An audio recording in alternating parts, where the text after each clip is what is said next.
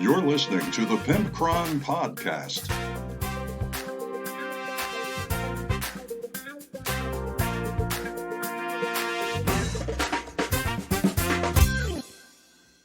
Hey one and all, it's episode 141 of the Pimpcron Warhammer Podcast, and we are brought to you today by our beautiful, sexy, good-smelling, well-endowed, extremely fertile Patreon patrons.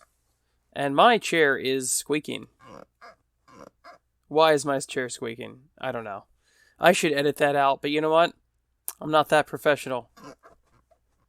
Anyway. Alright, so what we are talking about tonight is Levi actually sends us a voicemail. Can you believe that? We finally get a voicemail after all these months. And he is talking about one of his first memories for Warhammer and how he cherishes it, and it's a nice memory of his. He also warns us not to do salvia.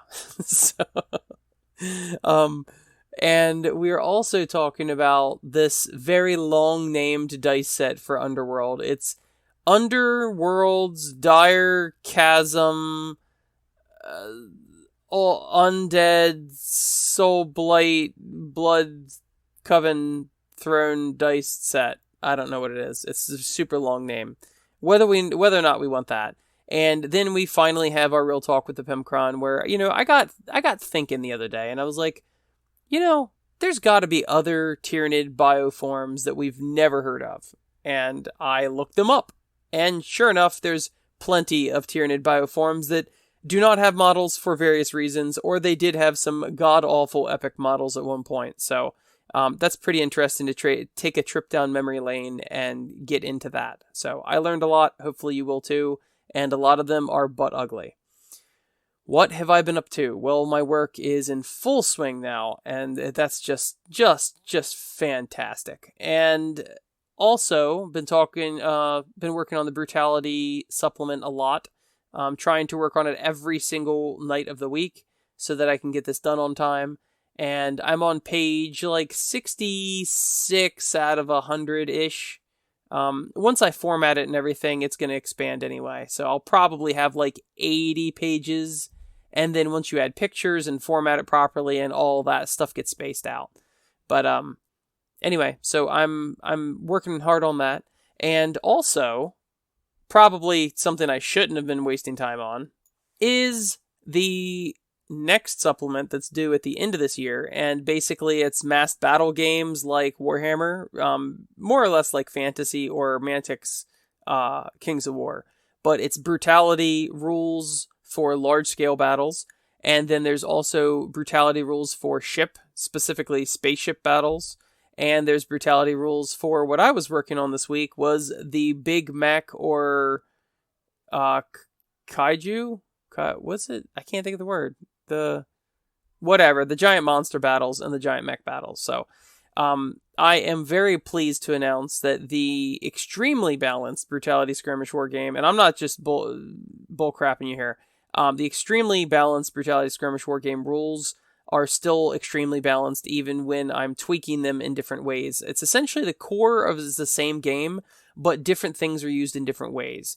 And I played 3 games this week with my friend TJ, and he brought a big Gundam, like a mobile suit from the original Gundam show. And believe it or not, as massive as it was compared to my MechWarrior stuff, it was actually to scale.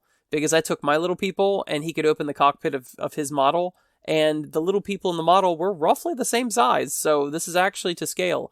And basically the way the Brutality Big Mech and Monster module goes is that, you normally buy people for your warband, like a fighter or a marksman or an icon or whatever, and they get upgraded and they have different powers. Well, what happens for this version of it is that you can, let's say you have a big mech with a big chainsaw arm and a cannon. Okay, well, you could, if you wanted to, essentially pay for 2 people, a ranged person and a melee person, and smash them together, combine their hit points, combine their attacks and all that, and each one of those modules gets to activate in the combat phase. Now, they only get 1 movement phase, so the model moves on its own, but what's really cool is that TJ shoved 4 modules together and made a massive 6-point model. Just one model was his Gundam, 6 points. And I had a whole warband of 6-point people that were all, that was 3 of them. And so ultimately it was 6 points on either side, but he had one huge dude and I had 3 smaller people. Well, he kicked my butt the first game, and I'm thinking, oh, gee, here it is. I guess being a huge model is a huge advantage, and the game's not balanced. And I said, well, TJ, just what I always do when I'm playtesting something, because you don't know if something's a fluke, or you rolled bad, or you rolled really well, or whatever. I always play 2 or 3 times with the same exact lists in the same exact deployment, and just make maybe different decisions, or something like that. And that's what we did for the second game. And the second game, my 3 little guys beat his one big guy. So he beat me the first game, and I beat him the second game. That seems pretty even. That means that the big guy isn't, infallible or whatever. Putting 4 modules together to make one big guy is not, a big deal. Whereas my guys might have only had 3 hit points or 6 hit points. His guy had 12 hit points. And it was pretty gross, but it was a heck of a lot of fun. Then he had to go, so I ended up playing a game by myself, and it was like, I don't know, 11 points per side, something like that. The points will end up being higher because you smash so many models, what would normally be single models, into one or, whatever. So I played a nice mixture of tanks and mechs and a helicopter and a bunch of troops and whatnot, and I mashed them together, and both sides were extremely different. One of them was more ranged, one was more melee, and the end score was 4 to 4.5. So that, once again, is pretty darn balanced, and I'm pretty happy for it. So I'm also balanced that the little guys, I've got those little mech warrior troops, and it's like 5 little teeny, I think they're 6mm or 8mm, something like that, little teeny guys. And they're all 1 hit point, and they cost half a point. And you can't upgrade them, but you can change model traits, model abilities. And I love to give them 2 6-inch ranged attacks, which basically would be missile launchers, because they're fighting big mechs. And they can put in some work, and they're a real nuisance because sometimes you get lucky. I had this Rampager with double chain. He's actually a forestry mech, right? It's for cutting down trees. And he had 2 arms. One was a big, long chainsaw, and the other one was like a buzzsaw. And he's a Rampager, and I found a line that I could charge one group of troops, and if I win, which was likely, and kill them, I can pile into another group of troops, and if I kill them, which is likely, I'll be able to pile into another tank, and then another tank. So he was literally going to rampage. And he killed the first unit, which was pretty much expected, and then he piled into the second unit, and believe it or not, they made all their saves. Despite only having 1 hit point and a save of 4, they made every single one of their saves, and it put his rampage to an end. So it's kind of funny how they can be like a little wild card, and it's just a bunch of little guys fighting big mechs. But it was very fun, and so far I've played 4 test games of it, and all of them were extremely close. So that's very promising for me. And it's been a blast digging through this big box of Mech Warrior stuff and finding mechs that I want to play with, and then figuring out how I want to, stat them out, kit them out, or whatever. All right, well, I guess I'll wrap this up. Let's get on with the show. Let's open the Tesseract mailbox. Hey, this is the Tesseract mailbox. Guess what? Much to my amazement, after so many months of the phone not ringing at the old Pemcron headquarters, we actually have a voicemail from Levi, and he is my brother from another mother, because I've said before that I was almost named Levi, but I wasn't. My parents changed my name at the last minute, so... Anyway, this is a voicemail from Levi. Let's listen to him. He's the one that we've been talking to about the Daughters of Cain and the Hedonites of Slaanesh, and trying to give some advice best as we can to him. And let's listen to what he has to say. Hey, Tim. It's Levi from Hemet, and I'm calling in today because I wanted to ask you if you could recall some of your early hobby memories for when you first started getting into this bullshit. Personally, for me, 10 years ago, a youth group, a special friend of mine, wasn't, special, but, sports guy, he's the one that introduced me to Warhammer, and I remember he told me about orcs, and I was intrigued. So I went over to his house, and we were in his garage. You know, he had like a 4-hose hookah, and this was like back in like 5th edition, you know, it was 10 years ago. And I was, you know, he had like a whole wholly painted Blood Angels army, and a whole painted Eldar army, and a whole painted Tyranid army, and I was flabbergasted, absolutely impressed. And I played my first game, and smoked my first hookah, and I played as Eldar. And my first move ever in Warhammer is on my squad of Rangers. I had 5 of them, and I rolled 5 5s. And when I called a hit on a squad of Space Marines, and I made them hit the deck. I rolled 5 5s my first game of Warhammer 10 years ago, and absolutely exhilarating. It was also the first time I ever smoked salvia. That was weird. Don't do that. Anyway, yeah, so, you know, Pimpon, do you have any cool memories like that? And I was just wondering that. Hope you have a good week. Hope I didn't send this in too late. And thanks for always answering my questions. You're a cool guy. Bye. Well, first off, it makes me really happy how you're like, well, don't do that. No, I've never tried salvia. No, that's not something that's up my alley. I had a friend trying to get me into that one time, and I'm like, oh, hard pass, bro. So no, I've never done that.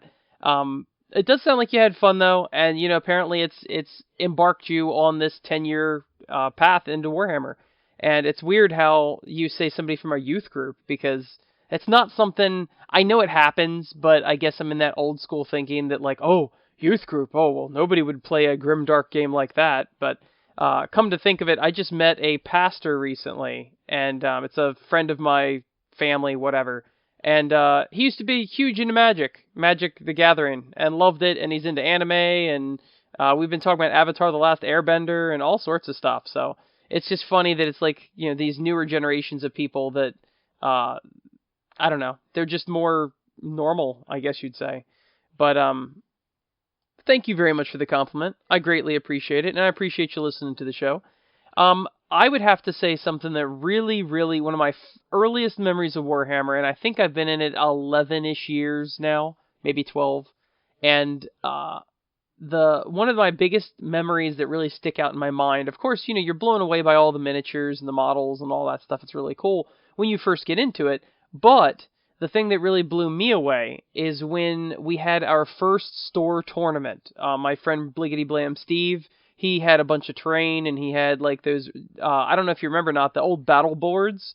Before Game Mat EU and all the game mats existed, the mousepad material mats, Games Workshop actually had this 4x6, they were each 2-foot squares, of the like pre-molded plastic hills and things like that. And my friend Steve had like 3 or 4 of them.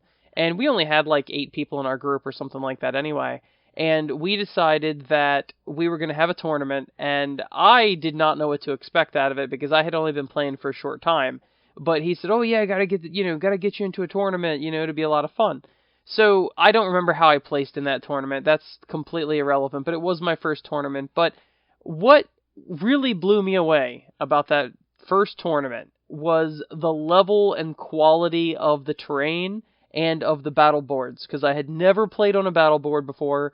And Bliggity Blam Steve had really, really amazingly painted terrain. And I was used to playing with, like, cardstock buildings or, you know, electrical outlet boxes painted gray or whatever. And that particular store was really bad for terrain. They would use, like, green felt as, like, a woods. And he's like, yeah, this is just woods. If you're in there, you're in cover. And this blue circle of felt is water. You know, that sort of thing. It was not very good. So when Bliggity Blam Steve brought all of his stuff there, we had kind of made an agreement with a restaurant, because there was a restaurant next door, and they would like let us. I don't know if we paid to use it or what, but for this tournament we were able to use their tables, and we set up in there. And just getting all the terrain out, I was just blown away. I had never seen real Games Workshop buildings that were painted. I had never seen battle boards before, and battle boards, all of his were flocked and painted, and it's weird because I was an adult when I found Warhammer, so I was in my 20s. So it's not like I was a child, but you know how you lock away those memories of childhood and they make you happy and they're really like where the world was still full of mystery and everything was fantastical and everything seemed really cool. Well, for some reason that memory of me walking up in that bar or that restaurant and he's got all these beautifully painted and terrained tables, I was like, oh my gosh, I had no idea that the hobby could be that cool looking and really, really immersive. And that's just one of the memories that greatly stick out to me, is that it's just amazing. And, you always use the theater of the mind, like, not everybody has the best terrain, and not all your armies are painted, and blah, blah, blah. So you gotta imagine a bunch of stuff when you're playing Warhammer. You gotta pretend these guys are shooting these guys or whatever. But being that it was before mats were a thing, I really feel like, and I finally feel like an old person, because I was telling one of the new players, this was within the last year, I was telling one of the new players, I'm like, yeah, you see this mat? You know how our game store has mats on every single table? Mats didn't exist when I first started playing Warhammer. You see these washes? Yeah, washes didn't exist when I first started playing Warhammer. You see this contrast paint? Yeah, that didn't exist. Do you see these technical paints? Yeah, that didn't exist either. You see these colored primers? I'm pretty sure, or at least I didn't see them. If they did exist, like yellow primer from a army painter and things like that, pretty sure they didn't exist. But it's so funny they take it for granted. Like, the whole level of our community, the terrain has gotten more plentiful, way more stores and companies like GameMat.eu and others are making terrain now that's available to people, and then these game mats are the cheapest and easiest way to make your table look really good. So I feel like a lot of the new players are very spoiled in the fact that, oh, well, every board has a high-quality printed mousepad mat on it, and every board's got tons of buildings. Dude, we had green felt and blue felt, and that's basically what we had. At some point, the store, this was store number 1, at some point the store splurged for some storage containers, like from a railroad set. And I remember saying, oh my god, what is in these storage containers that we fight about each week? Like, what is so valuable about these storage containers, and why doesn't any of our forces ever finally capture them? Because every board at that point was green felt, blue felt, and storage containers. And it made it very, very dry. But, so, you were talking about your first experience, and that is it is my first experience with the tournament. And I just never knew the hobby could be brought to such a cool level. And it really sparked my imagination. And I really remember having a really cool time with my friends. And of course, we got to eat in that restaurant at some point during the tournament or after the tournament. And it was fantastic. Really, really good memory. So that would be one of my memories. The other memory would be that when I first came there, I didn't know anybody, and I didn't know anything about the game. I wasn't introduced from a friend. I just found it myself and joined a club, or at least started coming to the club, and asking everybody like, "Whoa, what is an Eldar? Like, what is this thing? Or what's a Necron or whatever?" And it's weird because, like I said, I was an adult at that point, but I still feel like I was a little kid back then because there was all this like, oh my gosh, the hobby, you can do so much creativity in this hobby, from the terrain to the boards to the miniatures to all that. And then, all of your first steps in trying to paint models, and you might not be very good at it, but you get better and all of that. It's got a special place in my heart because this has been a big part of my life, and it's good memories. So, Levi, I appreciate you sharing with us, and I appreciate that you made me think about all these good memories from all those years ago. So, I guess every day somebody's making some good memories like that when they get in the hobby and it's all brand new to them. But anyway, that's it for Tesseract Mailbox this week, and thanks again, Levi, for contacting us and keeping the conversation going. You can reach me at pimpcron@gmail.com or facebook.com/pimpcron, and I will see you on the other side of this music. Want that or want that not? This week for Want That or Want That Not, we're covering the Warhammer Underworld's Direchasm Grand Alliance Death Dice Pack. Whew. Hold on.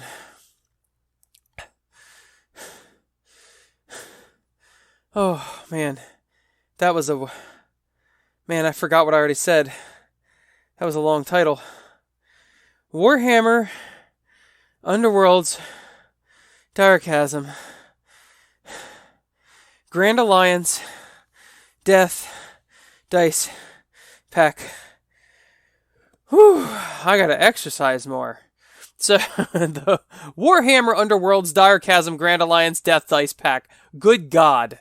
Alright, well, I am actually getting a little lightheaded from all that heavy breathing. Who knew that little hyperventilating over dice would give you a little bit of a rush? I am accidentally doing that. So, for $30, they've got these dice they're selling, right? It's 20 dice, their usual $30 for 20 dice. It's like whatever. And it's for Warhammer Underworlds. But the funny thing is when I first saw this, being that I don't play Underworlds, I was like, oh, okay, so they've got a Sigmarite hammer, and that's, I guess, either like the 6 or the 1. And then there's an exclamation point. Oh, that must be the 1? The 6? I don't know. So then they got 2 crosses crossed, 2 swords crossed, and a spiral, and a targeting reticle. What the Oh, these aren't regular dice. These are not... I just assumed that Warhammer Underworlds used D6s that had pips on them, and they don't. So I'm going to make this a want that not, because I was duped into looking at dice that I have no use for. And honestly, I feel like that's on them. To be honest, though, this dice set is a little weird, and even though it doesn't have pips on it, right? It's Underworlds, whatever. But the weird thing about this dice, and I don't know if there's a reason for it or not, but it's actually 3 different color schemes on these dice. And they go from awesome, beautiful, to kind of neat, to horrendous. And as I get older, I like really high contrast dice. I like sharp colors, and I like all of that. So there's these dark purple with the inset being white. Dark purple glossy dice. I love them. They're beautiful. If they were regular D6 dice with pips on them, I would consider buying them. But you only get a handful of those. Then they go to they've got 4 of these weirdly blue swirly dice that are kind of cool looking, to be honest with you. But it's got a purple accent. Like the symbols are purple on this light blue. And to be honest, it's okay. I like the light blue. I wish it was more high contrast. Like if the marks were white, like on the purple dice, that would be great. But the purple and blue are just okay. Not super thrilled, but the blue is real swirly, and that's kind of pretty. So, I give that a pass a bit. Then we get to the absolute stupid, ugly, I hate them dice, which I, number one, have never been a fan of speckled dice, especially when the inset is not a very contrasting color.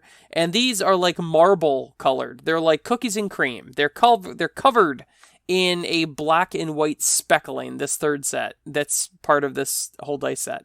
And they're black and white speckled with a light purple inlay. And I gotta tell you, black and white speckled does not go well at all with a light purple inlay. Now, admittedly, probably white wouldn't work well with it either, but they could find some sort of, like a dark black or maybe a bright red. Anything else would work well for them. But sometimes I get the feeling like GW kind of gets sick of making dice. So they're like, you know what? For this set, let's go crazy. Let's bring in the cookies and cream plastic. Let's make dice for these. And occasionally you see something that completely breaks the mold like that, as far as some weird looking concept, some weird looking color scheme. And I'm not a fan of it at all. So needless to say, this is a want that not for me, because I don't play Warhammer Underworlds, and there's no pips on these dice. And I'm slightly offended that they would make me look at it when there were no pips to be had. Frankly, to be honest. They were being a tease. That's on them. But those purple dice, man, woo, those purple dice are beautiful. Love them. So I think they should make a whole set of just the purple dice and put pips on them, because they're beautiful. Glossy and purple. Love them. Anyway, no, I'm not buying this set. It's stupid. Now it's time for Real Talk with Pimpcron. Hey everybody, it's Real Talk with the Pimpcron, and this week I got it up my butt that I wanted to look up the different bioforms of the Tyranids, and come to find out there's a lot of bioforms. Biomorphs, now this is something that kept messing me up. Biomorphs are the actual weaponry that are the symbiotes that are attached to the creatures.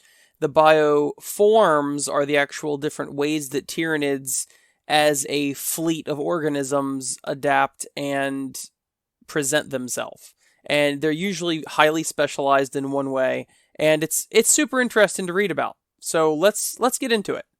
Of course, there's like a million different types that we have heard of, so I'm just going to gloss over things like that. But one of the things that I thought that was actually pretty interesting is ether swimming broods.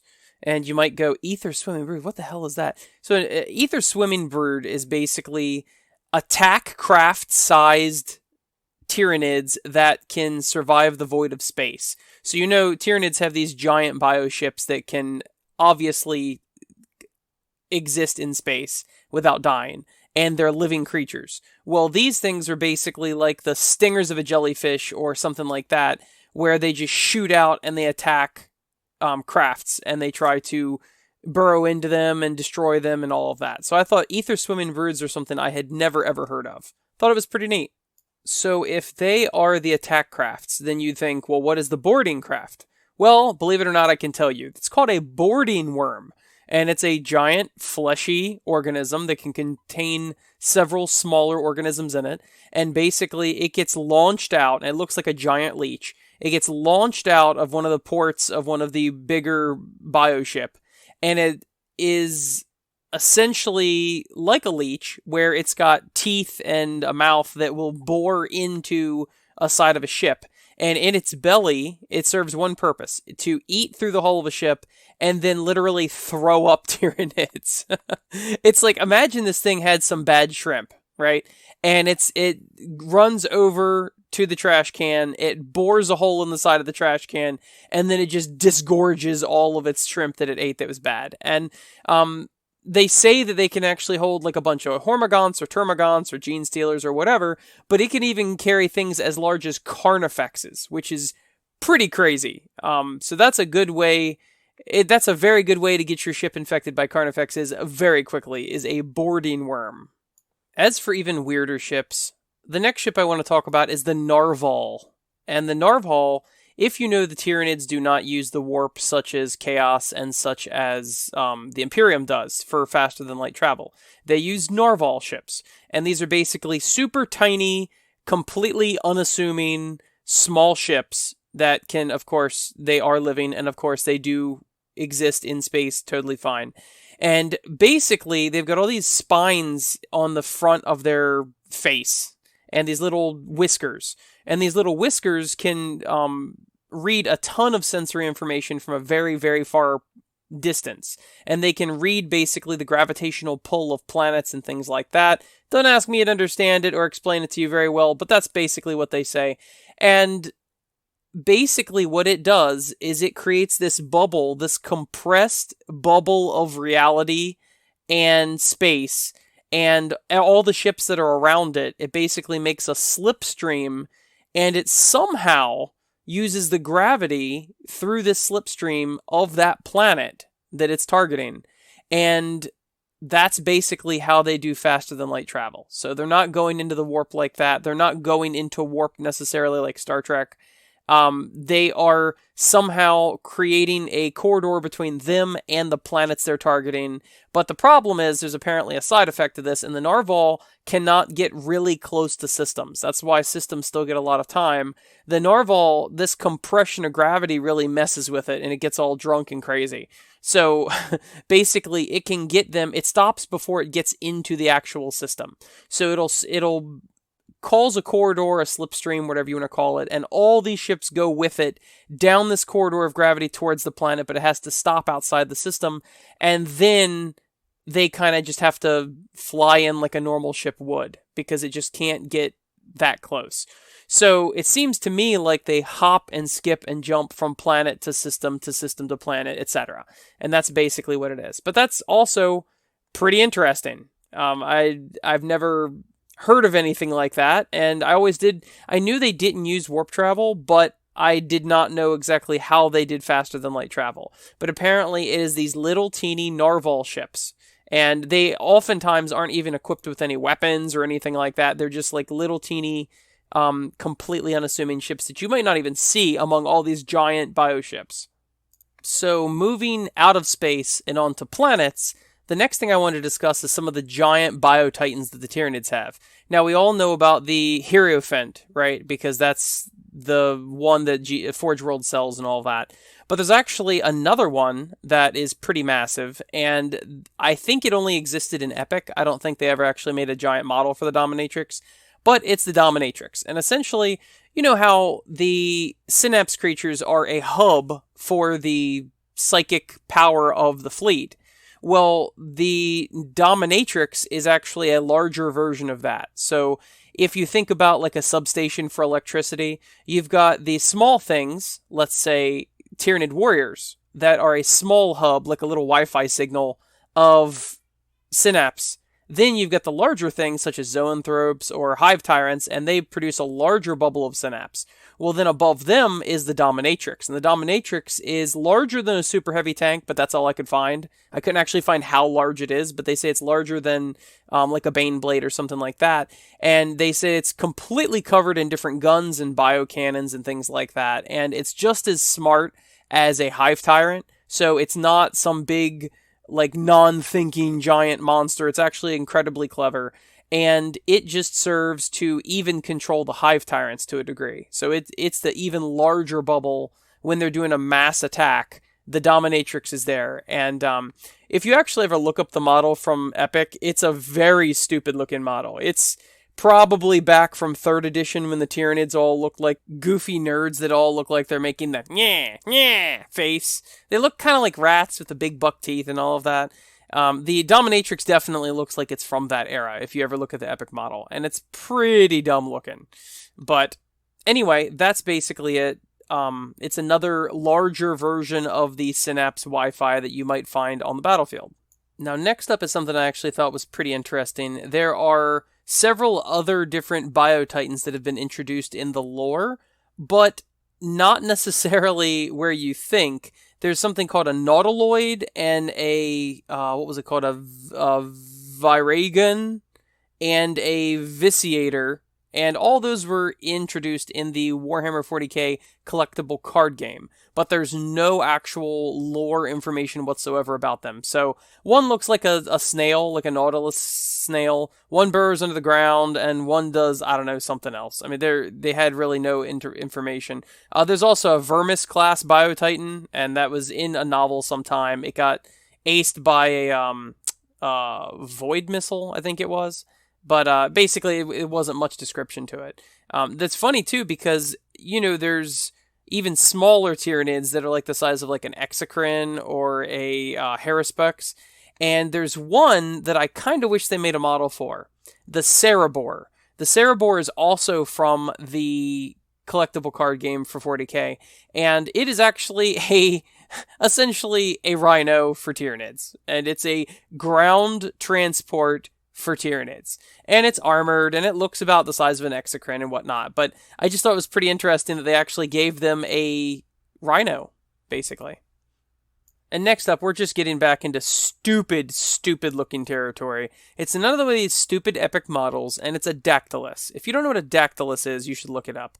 The artwork for them is even stupider than the model, to be honest with you.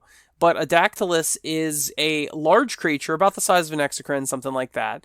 Do you ever wish your Tyranids had catapults? Catapults that threw slime balls? Yeah, well, this one is essentially like a lobster, but instead of 2 giant claws, it has these real weird, flimsy arms that reach on its back and pull off these nasty slime balls and then launch them at people.